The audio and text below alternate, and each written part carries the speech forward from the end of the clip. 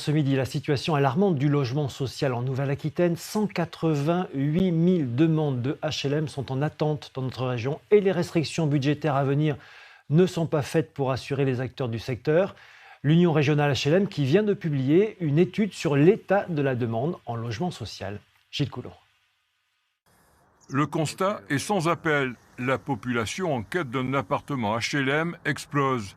188 000, c'est le nombre de parcours en attente aujourd'hui pour les demandes de logement social en Nouvelle-Aquitaine. Il y en avait 184 500 l'an dernier, 150 000 en 2021.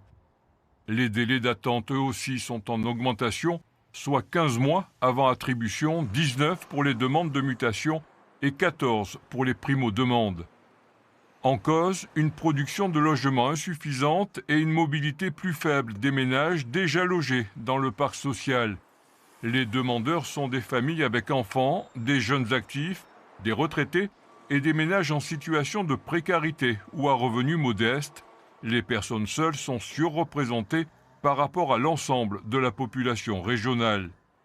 Les dossiers incomplets, notamment sans indication de ressources, sont voués à l'échec, mais un accompagnement adapté peut être envisagé. La plupart des demandeurs souhaitent rester dans leur département, les autres désirent un logement dans leur commune, souvent une maison pour les familles. À noter que certains parcours restent bloqués pendant plusieurs années, 4 ans en moyenne pour les plus longs. L'enquête menée par l'Union régionale des HLM met en lumière des déséquilibres profonds et montre que la pression sur la demande ne faiblit pas et que les tensions s'installent durablement. La situation budgétaire tendue en France n'est pas faite pour assurer les acteurs du logement social, je vous le disais. Et dimanche dernier, le ministre du Logement, Vincent Jeanbrun, a jeté un pavé dans la mare en proposant la fin du logement social à vie. Bonjour Muriel Boulmier. Bonjour. Merci d'être avec nous. Vous présidez l'Union régionale HLM Nouvelle-Aquitaine. Un bail HLM à durée limitée, c'est une bonne solution? Ça peut s'envisager. Le logement social à vie, allez, c'est une expression.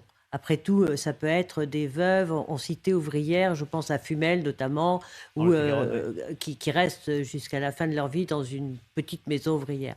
Ça n'est pas un nombre important, mais ça s'entend, puisque vous m'interrogez dessus, ça veut dire que le ministre a dit quelque chose qui fait écho. Alors si c'est marginal, comment on fait aujourd'hui pour répondre aux 188 000 Alors, demandes? c'est tellement marginal qu'on ne le compte pas. Néanmoins, aujourd'hui, ce que vous avez expliqué est très juste. C'est-à-dire qu'on a une embolisation des sorties parce que quand on est dans une situation un peu difficile où le pays se cherche, c'est pas à ce moment-là qu'on change de logement. Ensuite, il y a des pressions financières sur la production du logement social, notamment les normes, qu'elles soient européennes, qu'elles soient nationales, qu'elles soient locales. Ça peut arriver à plus 30%. C'est-à-dire que ça coûte plus 30% avec la multiplication des normes pour faire un logement social. Oui, parce que le logement social Donc c'est un frein est très au encadré. développement. Or, voyez-vous, le logement social est quand même un outil de la solidarité républicaine. Et donc, chacun a des devoirs et des droits, mais aussi des devoirs. Et donc, nous devons, nous engager à participer à ce que ces droits et ces devoirs s'expriment naturellement. Et donc, s'il faut aller plus avant, il faut parler avec le ministre du Logement. Mais est-ce que le logement social, ça fait encore peur aux maires? Ça fait peur aux voisins. Et par là, ça fait peur aux maires.